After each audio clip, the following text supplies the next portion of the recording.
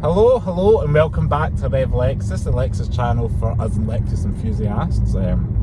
Today I've got a car to show you, a new car that's replacing the Lexus CT 200H. So anybody's been a fan of the channel watching for a while, you know that in 2019 we picked up the new, or facelifted the new to us, well it was new at the time, 2019 model Lexus CT 200H. I get the premium pack, the metallic paint, tinted windows, leather seats and all those kind of gadgets. And now this video is to show you that that car has moved on just due to job change, and that was actually a company car.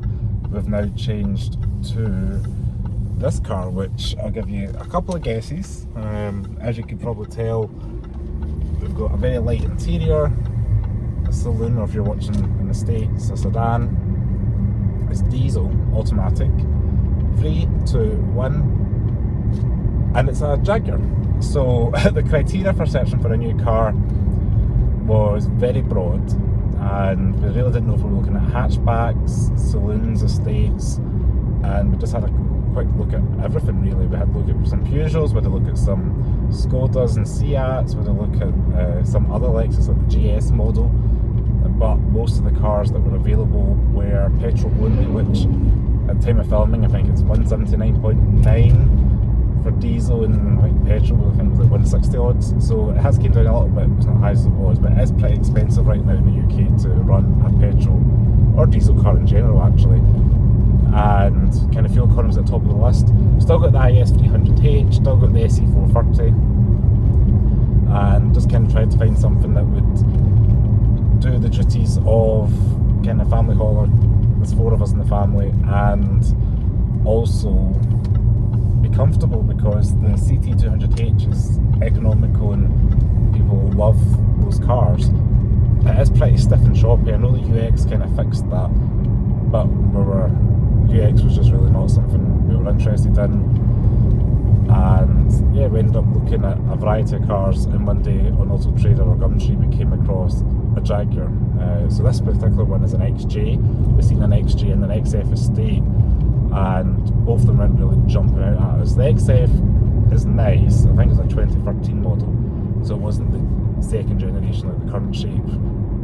It just didn't feel as premium as the XJ. I know that is true, but it just didn't feel as modern either. It felt kind of dated. It had the cool vents and stuff. And then we looked at a base level XJ, all diesels. Most of them in the UK are diesels, and I think when they facelifted it you'll only get diesels as well. So in America you can get the 5 litre V8 and supercharged and all that excitement. They did do some, I think a supercharged R and all that at some point, but I think 70% of them sold in the UK are diesel.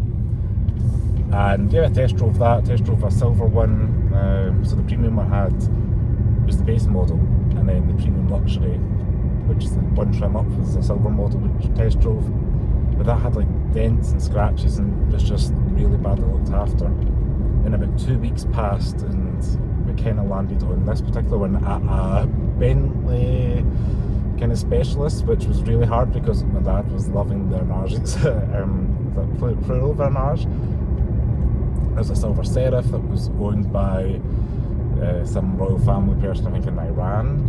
It was crazy. It was like really cool cars, but this car was a trade-in and in really good condition. And this is top spec portfolio, which I'll get into on a full review. Which, speaking of, I'm going to recommend you guys jump on to or subscribe to check out Cars of Glasgow.